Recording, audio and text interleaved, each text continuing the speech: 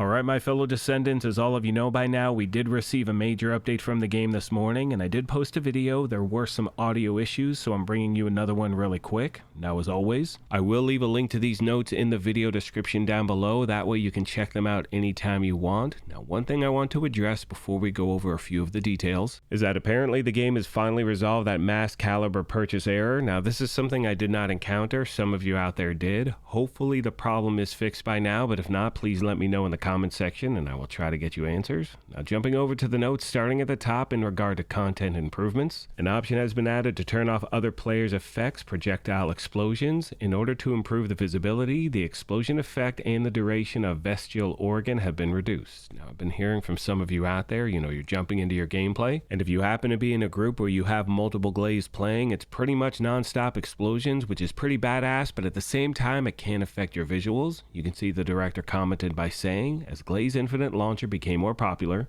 we took temporary measures to address an issue where the explosion effect was disrupting gameplay severely. Currently, we only provide the option to disable other players' projectile explosion effects, but we are planning to enhance this feature for other effects as well. Next, we have a system message has been added to make it easier to check the DBNO status of allies, and an extra measure has been added to the party member UI. They reduce the research completion visual effect duration for materials frequently used in research, and the away from keyboard AFK has been added to the player report menu. Now, this is something we've been talking about at the channel for the last few days. It's been something that's brought to my attention multiple times in multiple videos, and needless to say, there are a lot of different opinions out there, and you can see the director said the following. We've been keeping a close eye on recent trends regarding AFK, and we agree that AFK hinders the gameplay for other players. However, we believe that a cautious approach is required in this matter. This is because AFK judgment mechanisms can sometimes be bypassed with simple shooting or moving actions, and the AFK kick system can be exploited for other purposes. First, we are trying to learn the patterns of AFK players with AFK reports. Through this, we can collect the information necessary to separate AFK players in matchmaking and prepare an appropriate measure in the future. They finish off this section by saying, we are considering ways to resolve the AFK issue so that everyone can enjoy the game together. We ask you to respect other players in the meantime, and if you have an idea on this matter, please let us know. Now, in my opinion, and please let me know your thoughts, this is a perfect response. It really is, because look, one thing we're worried about is people abusing the system.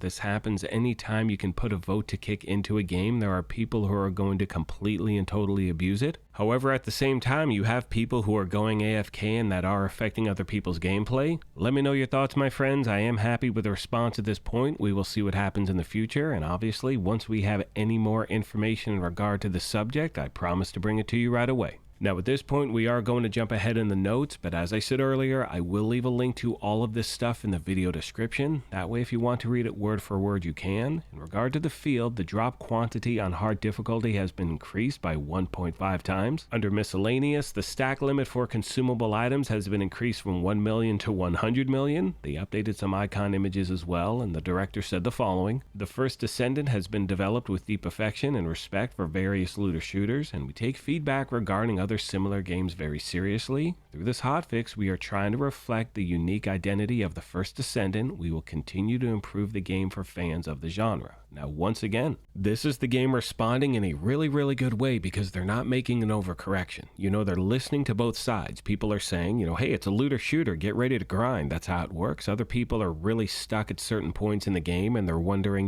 are these drop rates actually accurate? So what the game is doing is making these changes in small increments. That way there isn't that overcorrection, which can ultimately lead to people just completely and totally walking away from a game. Let me know what you think, my fellow Descendants. Next, we have some fixes to missions. You can see they fixed an issue where monsters would not spawn if the first monster spawned upon entering the Vulgus strategic outpost were immediately killed. They fixed an issue where the next quest could not be started under certain circumstances. Fixed an issue where the sphere would tremble when it was far away during the named monster sphere gimmick. Fixed an issue that prevented field change by removing the shield created during the upper hatchery mission in the White Knight Gulch hatchery. And finally, at the bottom, they fixed an issue where monsters monsters would spawn even without an actual battle in the White Knight Gulch Fortress outskirts, and the directors say the fortress outskirts have become a popular farming area, with many monsters pouring in from the beginning of launch. We love the run and kill play and believe running, shooting, and bursting are the fundamental aspects of a looter shooter. However, using the terrain to exploit and gather monsters without any action was not what we intended. If everyone simply stood still and hunted, the game's enjoyment would quickly diminish. Therefore, we decided to make a change. We maintain the spawn rate by keeping the 4 Vulgus resource storages active simultaneously, but the monsters will not increase when players are idle. Run, shoot, and create some explosions. Many more monsters will continue to appear. Finally, today we're going to go over the director's additional comments, which can be found at the very bottom of all the notes. They say, thanks to the love and interest you have shown us. We feel the brimming energy of the community. Hotfix 1.0.3 includes many fixes, which we hope will improve your gaming experience. Recently, we saw a video in the community where the Colossus was defeated more quickly through module switching. If we had a bit more time, we would have included that fix in this current hotfix, but unfortunately, it didn't make it into this update. The dev team does not want module switching to become another strategy. This method makes combat tedious and does not fit well with a run and gun playstyle. The dev team wants skills, weapons, modules, and external components to be part of the strategy. We hope that in-depth build research will progress, but strategies requiring inconvenient control are not what the development team aims for. Last but not least, we are planning to skip the patch next week for the upcoming 5th week update on August 1st. Please look forward to the new Descendant Luna and Ultimate Valby, new intercept battles, new ultimate weapons, modules, external components, and skins on August 1st.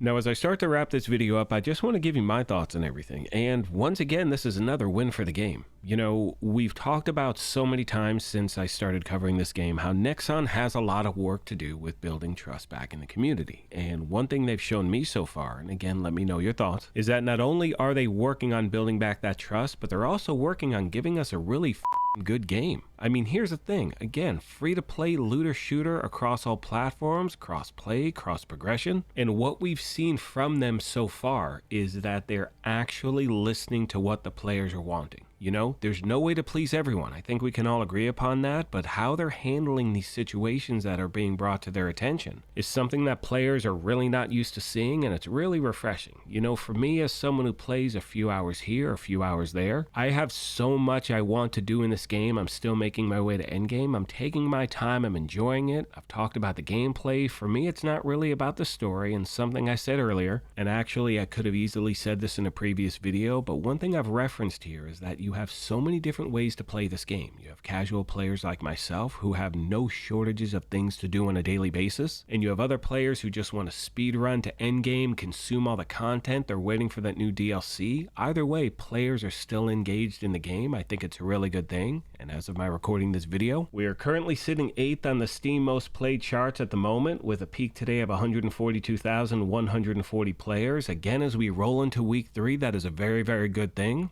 That is going to do it for this video, my friends. As always, I want to take a moment and thank you all for your incredible support. I sincerely appreciate the privilege of your time, and as I mention at the end of every one of these, take care of yourselves, be kind to each other, and we will talk to you soon.